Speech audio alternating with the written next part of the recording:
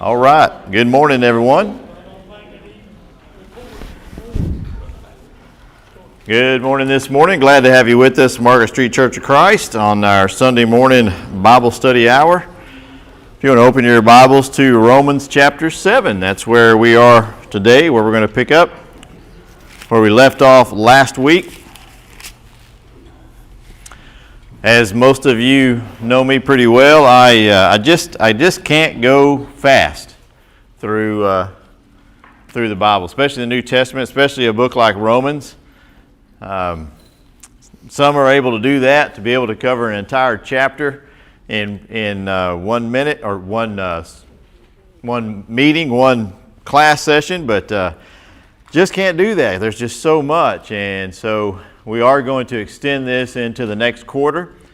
So we will continue at this pace, and I hope that what it's doing is help giving you a better understanding of these things. And that's, I think, especially going to come out today, because today this section we're going to be looking at is one of the abused passages in the New Testament, and I'll explain that in more depth in a few moments. But this is one of those that if you don't take your time, if you don't look at the context and really examine the scriptures, then you wind up with false doctrine. And again, I'll show you what I'm talking about. So just to recap, as we typically do, looking at our outline, the whole book is about God's righteousness. You never want you to forget that. This is one of the key elements of Bible study, is to know what the overarching theme is. As you're reading through a book, always keep in mind what's going on. Last time we studied the book of Ezekiel. Just how many of you were in that study in Ezekiel? All right, so because you raised your hand, we'll give you a test.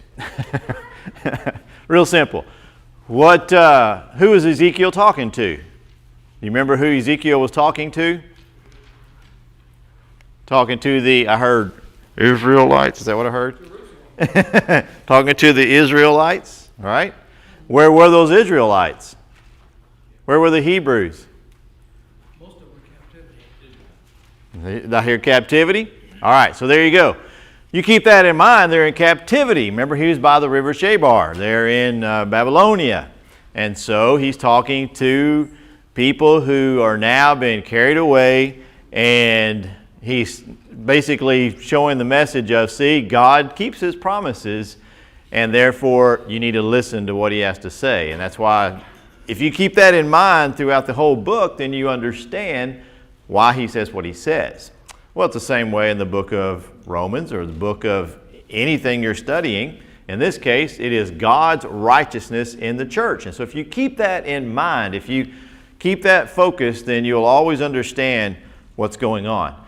Now, you can break that down to some other aspects, as we've done here with 4 different sections. In this particular section, we're looking at righteousness being provided. So what do we mean by God's righteousness? It's needed, and God provided it. That's where we are right now. So we started out looking at God's solution. When God provided righteousness, God gave a solution. And so Paul explains that solution through the example of Abraham. And then, as you can see those subsections there, he breaks it down to that. Then in the next chapter, and remember, there were no such things as chapter markers. This is just a letter. He's continuing one subject right into the next. It'd be no different than you hearing a sermon. I don't stop in the middle of the sermon and go, now, chapter 3. You keep on going.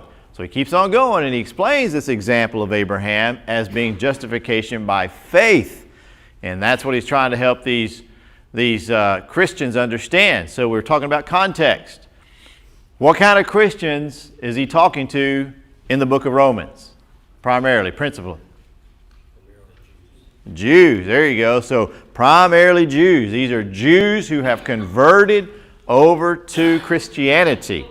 They could very well have converted to Christianity in Jerusalem, because Jews are supposed to go back to Jerusalem 3 times a year. They could have been there on the day of Pentecost whenever Peter spoke that first gospel lesson, And some of them could be Christians there in Rome who have brought the news, or they could be converted there in Rome. But either way, he's trying to help them understand justification by faith from the gospel. And then in chapter 6, he talks about that life that results from justification, and the beautiful passage about baptism and what that does to create the Christian. And now in chapter 7, he is dealing with and is going to focus on the problem of the law. Now, here's where context comes in. He says all those things, and he's talking primarily to Jewish Christians. He steps aside from time to time and talks about various aspects of Christianity. But right now, in chapter 7, and specifically in verse 7, he's going to step back and focus primarily with the Jewish mindset. That's what you got to keep in mind. Context is so very important because, as I mentioned, in this passage, you're going to see some things where false doctrines have come out. And so he is talking to Jewish Christians who have a Jewish background. So what I need you to do is I need you to take off your 2022 Christian glasses and put on your first century Jewish glasses who are now a Christian. You with me? Because that's what it's going to take to understand that. Just take yourself back there. You've been brought up a Jew. Everything you know and understand has to do with the Jewish customs. And you understand these things. You've studied the Old Testament. You know the Ten Commandments. You know several of the things of the law of Moses, right? Most of you. You understand most of the Jewish customs. We're not talking foreign things here. So go back and put yourself in that mindset. With that being said, let's pick up in verse 7. That's where we left off. And this all has to do with the law. What shall we say then? Is the law sin? Certainly not. On the contrary, I would not have known sin except through the law. For I would not have known covetousness unless the law had said, you shall not covet. But sin, taking opportunity by the commandment, produced in me in all manner of evil desire, for apart from the law, sin was dead. I was alive once without the law, but when the commandment came, sin revived, and I died. And the commandment which was to bring life, I found it bring death. For sin, taking occasion by the commandment, deceived me, and by it killed me. Therefore the law is holy, and the commandment holy, just, and good. Has then what is good become death to me? Certainly not. But sin, that it might appear sin, was producing death in me through what is good, so that sin, through the commandment, might become exceedingly sinful. For we know that the law is spiritual, but I am carnal, sold under sin. All right, let's stop right there, and let's look at these verses. So, with everything I just said, here's your test. What law is Paul talking about here? Is he talking about the law of Moses or the law of Christ? What's he talking about? Law of Moses. Good. You're with me. That's the whole point right there. Stay on that right there. He is talking about the law of Moses. So, he asks a very interesting question. He says, what shall we say then? Is the law sin? You see, some may think that with everything that Paul has said up to this point, remember we talked about how, or Paul, I should say, talked about dismantling everything that the Jews thought. Remember, they thought that they were going to heaven. Why? They had 3 reasons why they thought they were going to heaven. Do y'all remember what those were? What's one of the reasons they thought they were going to heaven automatically? Lineage. Their lineage. That's right. Their lineage. What was the other reason? They had the law. Okay? And circumcision. And he dismantled those things. So if you're a Christian and you're reading this letter and you're seeing and you're following along and you're going, okay, I'm with you, Paul. Okay, yeah, you're right. Abraham was justified before the law. You're right. Oh, yeah, and we have, okay, yeah, Christ. That's why I obey. Okay. Well, wait a minute. Does that mean that the law of Moses was sin? That was sin? See, this is the thinking. He's anticipating this question. And so he responds as he typically does, certainly not. I think not, dear Watson. He is responding saying, no, by no means. The law is not sin because it shows man how wrong or sinful he is. The law is that which makes sin known. All right, so many people find this verse hard to understand.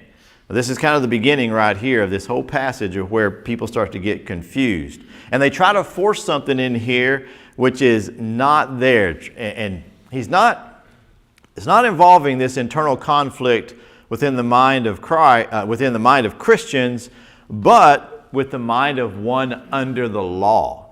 See, that's why I keep going to this context. He's not talking about the internal conflict that we might have.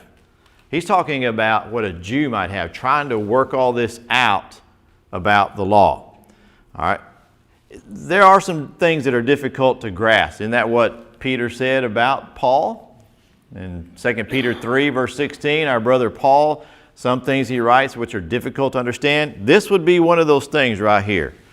So, the law which the Jews had died was once the one which said, thou shalt not covet. They understood that, but that law is dead. That law is in the past, which, by the way, that right there just shows that if that law is dead, then those who want to uphold the seventh day, Saturday, as the day of worship, as the day that we're supposed to meet, are not understanding Christianity. They're not understanding the Christian law. So, before the law, was there covetousness? Yes. Yeah, exactly. And so, what does the law do? The law simply defines what it is. The law didn't produce the behavior.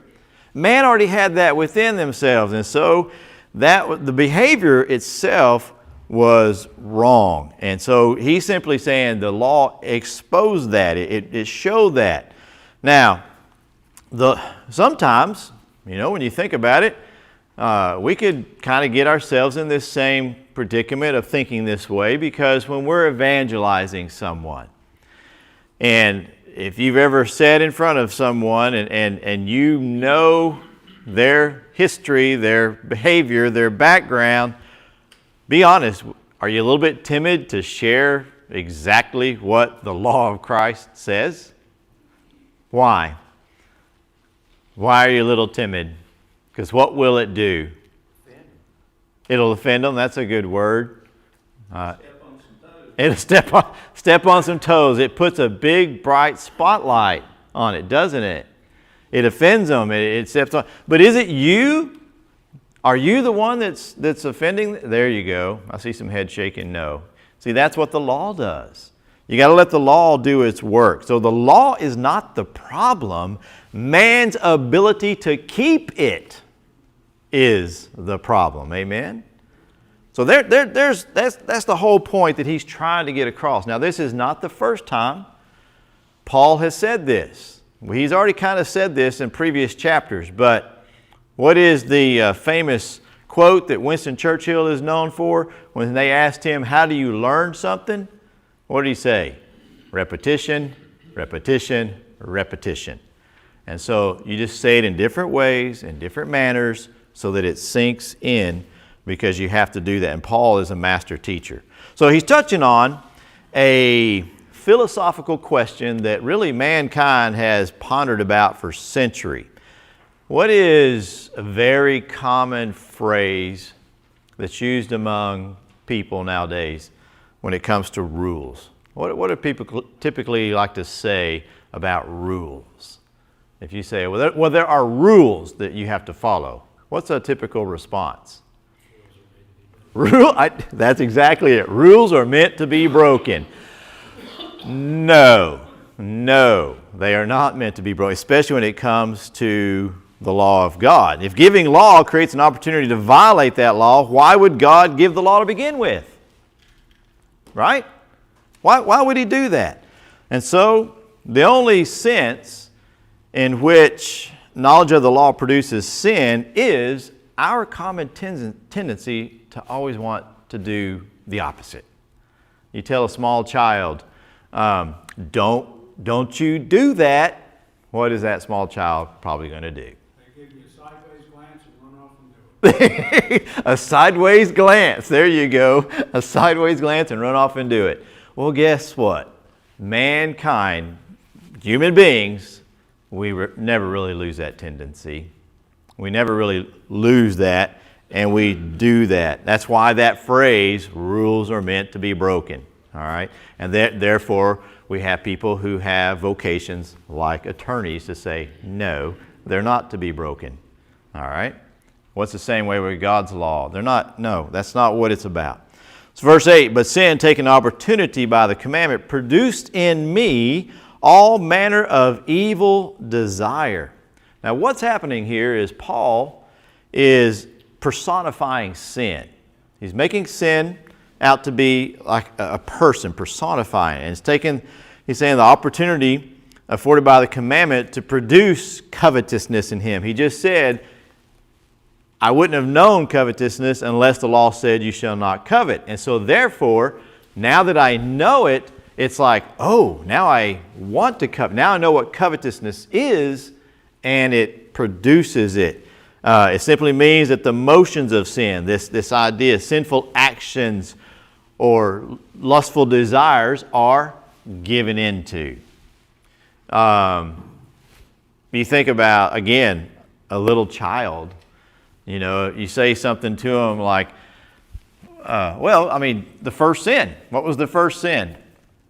God said, thou shalt not eat of this, right?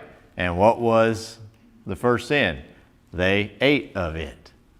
If God said, don't walk across that bridge, if that had been the first, they would have done that. That would have been the first sin. Whatever it is that God said, thou shalt not do, that's what they did. Does that make sense? Isn't that what we do? That's what children do as well. And we are just big kids. And so, where there is no law, there is no sin. So the Bible teaches this very, very important concept that where there is no law, there is no transgression, but does not mean that the behavior goes on without law. Just because you take away law or law doesn't exist doesn't mean that the behavior isn't there. So often we want to look at things, especially when we're looking at this. Now, you need to understand, again, the context. We want to look at things as if we're looking at it from our Christian glasses. I ask you to take those off because we look back at that and we go, well, look, Christ gave us liberty. You think about these Jews. What was one of the things, for example, that the Jews had a law that they had to follow that now we don't have to follow as Christians? Keep the Sabbath. Keep the Sabbath, working on the Sabbath. Okay, excellent. What's another one? Animal sacrifices. That's a good one. What's another one? Huh? Bacon cheeseburgers. There you go.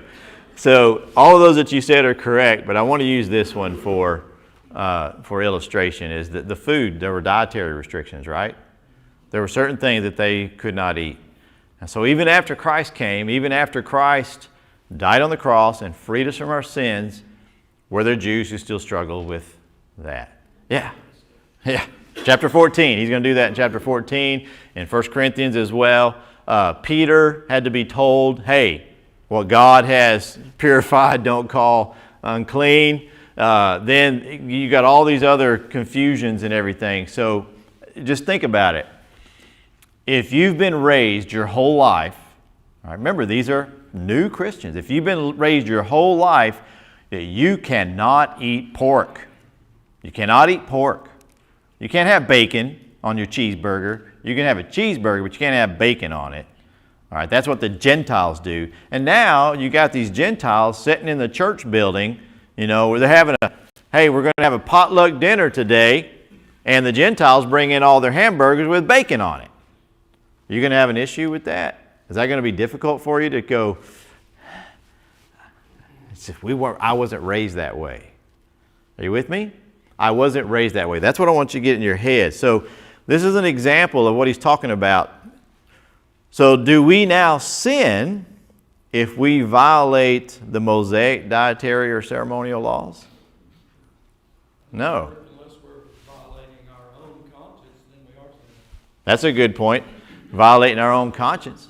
All right? For example, is it a sin under Christianity to eat? Do y'all know what blood sausage is? So, somebody really knows what it is. Well, they have blood sausage down in Paraguay. I refuse to eat it. Not because it doesn't taste that bad. I was just like, I don't know. I think I'm going to go with. But is it a sin? It's not a sin.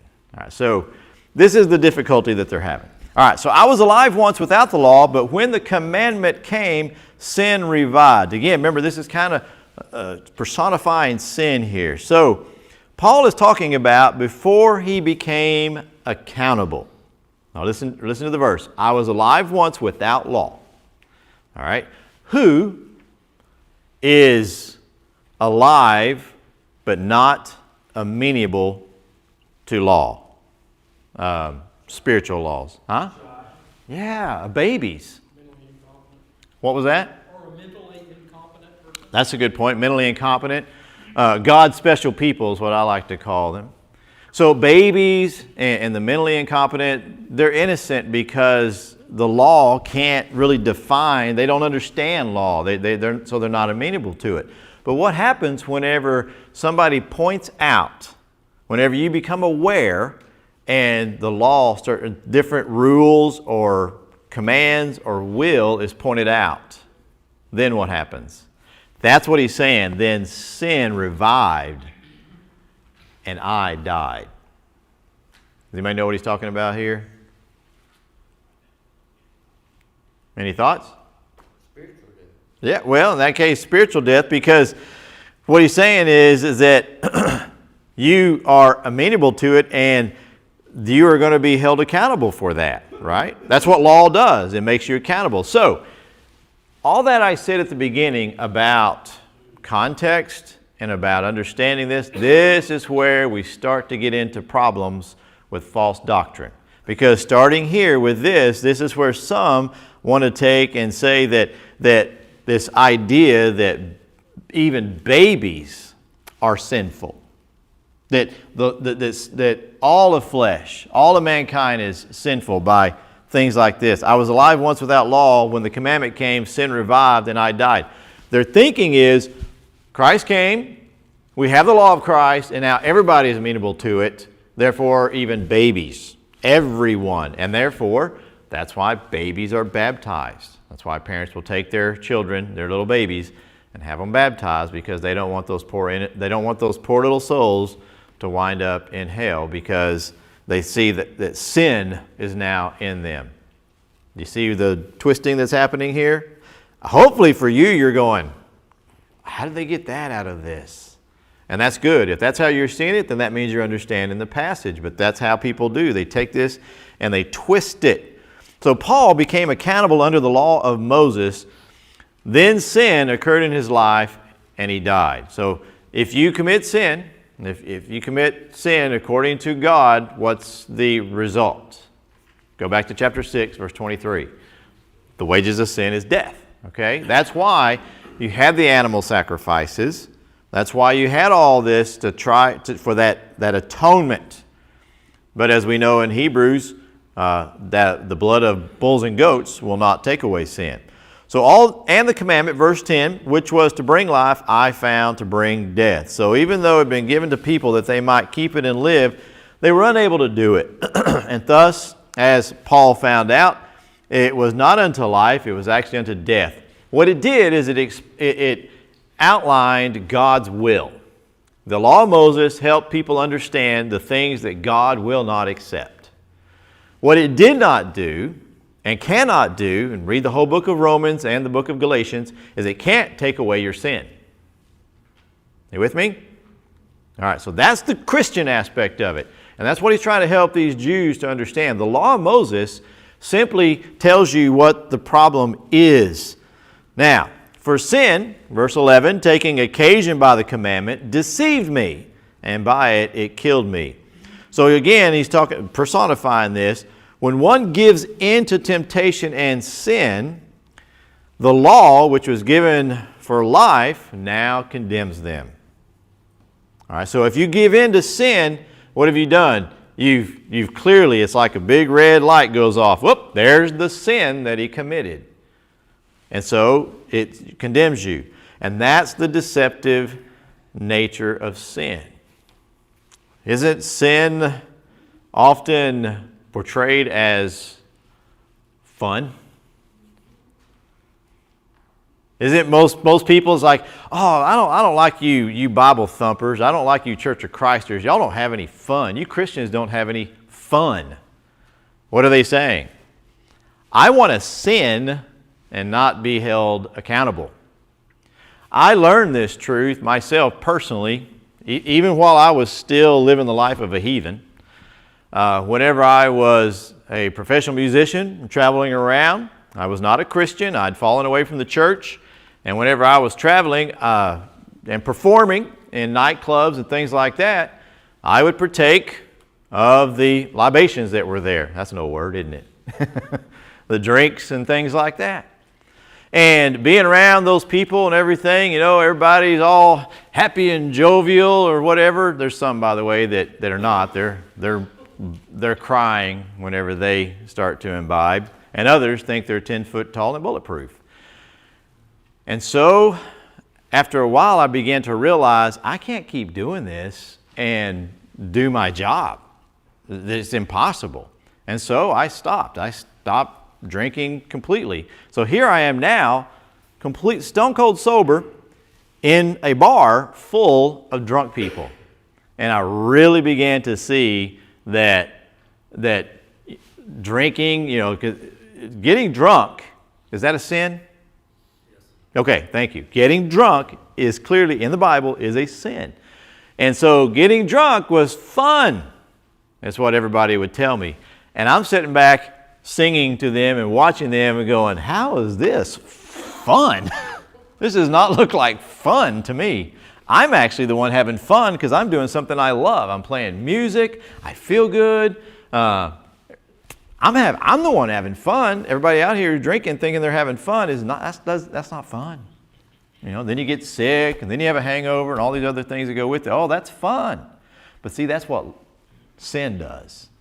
Sin is the big lie, and it wants you to think that it's fun. Well, the reaction of sinful people to God's commandment is not due to the evil of the commandment, but the evil of human hearts. That's where it comes from. We make that into it. See, it was Eve who looked at that and says, oh, that looks good. Oh, that'll make me wise. Oh, that looks tasty. That was coming from her heart. What does Jesus say? Where does evil come from? It comes from within the heart, right? It's not the law. The law did not produce that evil. Therefore, it is not God who produced it. And so we have to be, again, careful with the law, with this thinking as the Jews have with the law. And so, therefore, the law is, so if that's the case, therefore, verse 12, what is the law? Read the verse. What is the law? It's holy. And the commandments of God are what? They're holy and just and good. So Paul is going back. This is the answer to verse 7. Remember in verse 7, what was the question? What shall we say then? Is the law sin? Remember that was the confusion that these Jews had, these Jewish Christians had.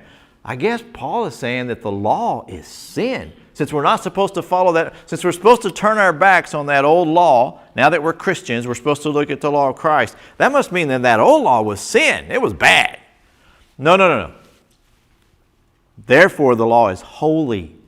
The commandment, holy and just and good. All the things in the Old Testament are good, just, and holy.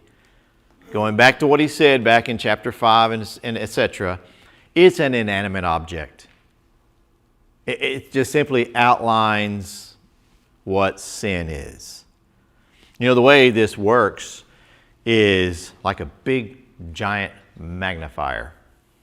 Y'all ever get a big magnifying glass and go out? And when I was a little kid, this is wrong, but we used to burn ants with them. Y'all ever done that? Come on, admit it. You done it. All right. But what's cool about a magnifying glass is that ant all of a sudden looks pretty big, doesn't it? If you got a big magnifying glass. Well, that's exactly what the law, it's what the Bible does to our lives. See, as he said, covetousness existed before the law. People were adultery existed before the law. Theft existed before the law. Whatever it is, pick your sin.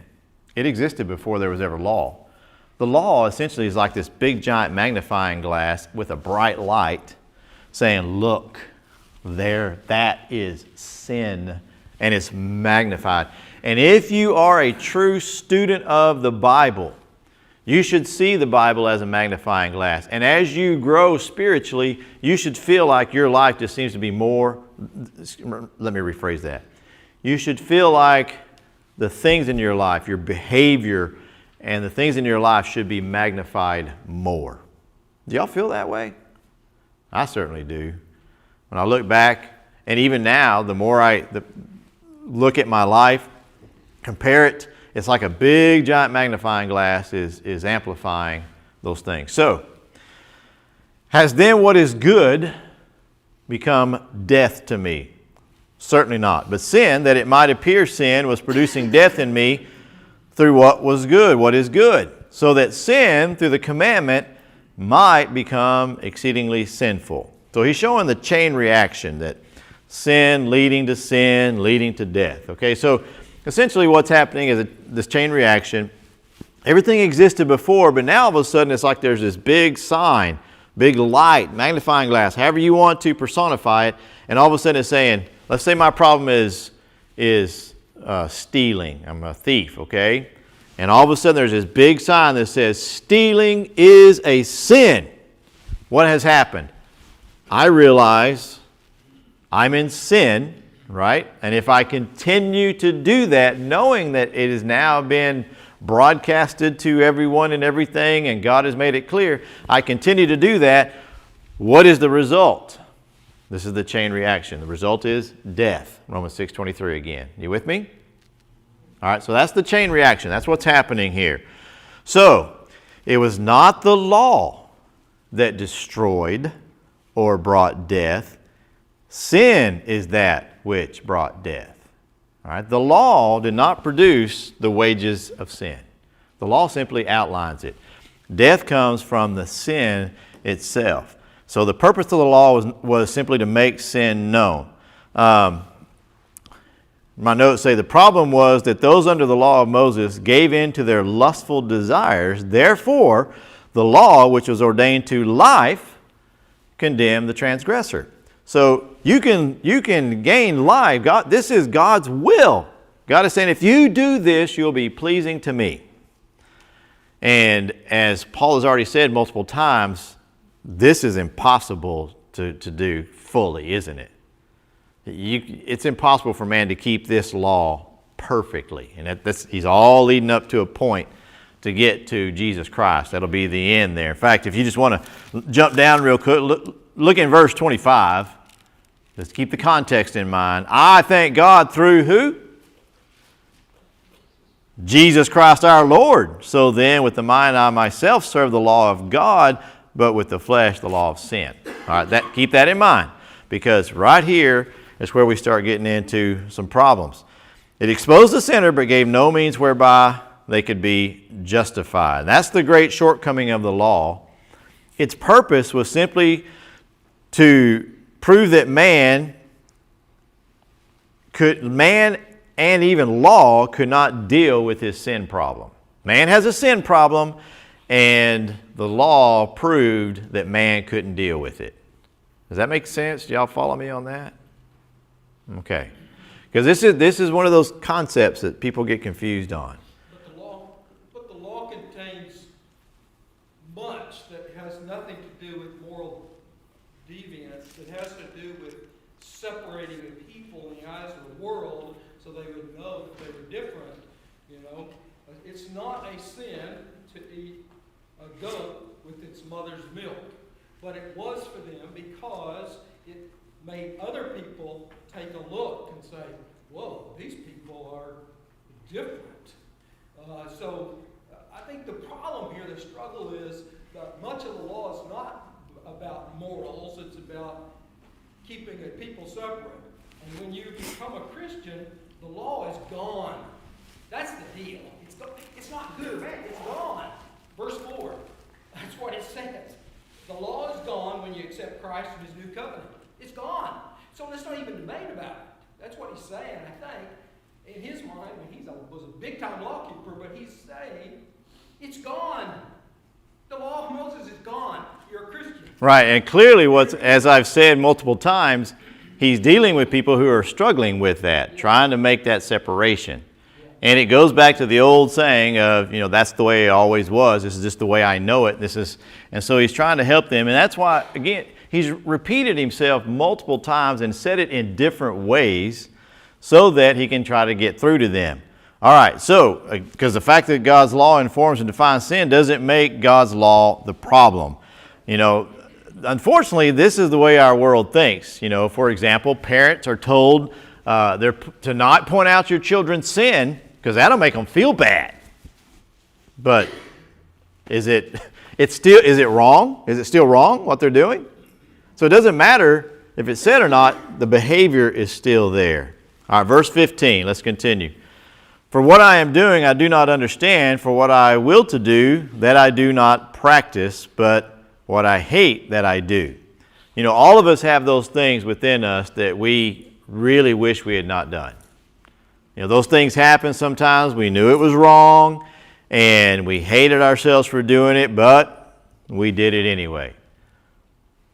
So how are we supposed to resolve that? How are we supposed to fix that? Well, he says right there in verse 16 and 17, if then I do what I will not to do, I agree that with the law that it is good. So in other words, just if you commit a sin, you actually just show that the law is good. You just illustrated or did something that proved the law is good. Verse 17, but now it is no longer I who do it, but sin that dwells in me. The fact that one knows what they ought to do just proves that the carnal man, he's kind of changing his approach now. He's going to continue this into chapter 8. He's now using a little bit different analogy. He's going to start talking about the spiritual versus the carnal, the flesh, our fleshly desires versus what God wants, the spiritual. And so he's saying that a carnal man can understand the law. You can understand these things. But Paul is addressing a change that happens. It's kind of what Jack was saying a second ago, the change in understanding that the Christian should have in the present. Yes, there's going to be sin, but we don't allow sin to reign over us. We don't give in to it, and so we don't allow sin to reign. There's the difference between the Christian and the Jew. Verse 18, for I know that in me, that is in my flesh, nothing good dwells, for to will is present with me, but how to perform what is good I do not find. Now, here's a false teaching. Right here, this is where some of the false teaching come in. Some people would argue that he is teaching that the nature of the physical body is a nature that can do nothing but sin. Going back to what we said a minute ago about children, little kids. All right? But if that were the case, then you just laid sin at the foot of Jesus. Because how did Jesus come? Jesus came according to the flesh. And so this idea that flesh is sinful, well, you can't, because Jesus not only was raised by the seed of David, according to the flesh, says Romans 1:13, but he is an Israelite according to the flesh, Acts 9:5. And Paul also knew Jesus according to the flesh. And so if nothing good can dwell in the flesh, then how could Christ live according to the flesh? So Paul's not talking about the fleshly body here. He's talking about serving the flesh to the extent that one looks to the flesh as the focus of life. Therein lies the problem. And this is the world's biggest problem today. This is our biggest problem in society today. We are primarily concerned about what? What I want. It's all about me. We are self-absorbed. When I say I'm talking about our society in general. I'm not talking about maybe you specifically. But our society in general is very self-absorbed. And so Paul is not talking about this condition under Christianity. He's talking about the way it was under the law of Moses even.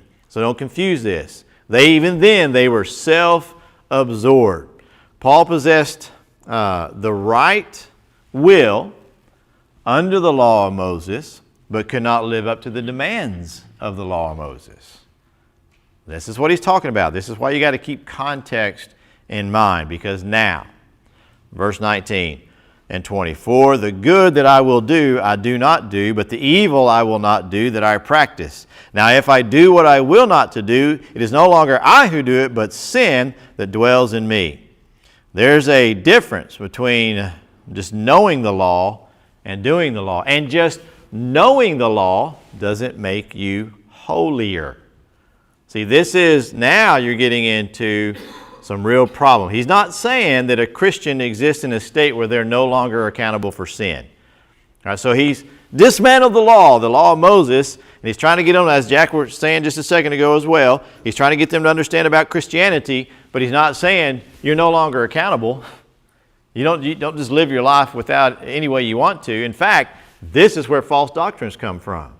This is what Gnosticism is. Gnostics, which came out in the time of Paul, believed in this mysticism that the man was just morally corrupt through and through, and that you had to gain this certain knowledge and teaching, and that hell, that man was not accountable. You just can't help it. You just can't help yourself. You're going to sin. That's not what Paul is saying here. And then, years later, you have another man come along by the name of John Calvin, who came up with a bunch of crazy baloney about how you are just morally deprived. John Calvin is just a modern day, or more modern Gnostic, is all he is. Because he's saying that you can't do anything unless God empowers you. And so, it convinces people that it's not their choice to sin. Rather, it's just simply sin that dwells in them. That is false. And that's why I say you got to keep this context in mind and not get confused. He's talking about the law of Moses here, and because if that's the case, going back to verse 25 again, I thank God through Jesus Christ our Lord that my mind served the law of God. In other words, Jesus freed us from that. Well, if he's talking about, if you're like Calvin or the Gnostics, you're saying that Jesus freed us from Christianity. See, that doesn't make any sense. What did Jesus free us from? The law of Moses, right? And what did Jesus provide that the law could not provide? Huh? Forgiveness, salvation. He's now our intercessor. See, the law of Moses did not have that. We now have an intercessor. We now have forgiveness. And so, it's kind of like this. It's kind of like a doctor, all right?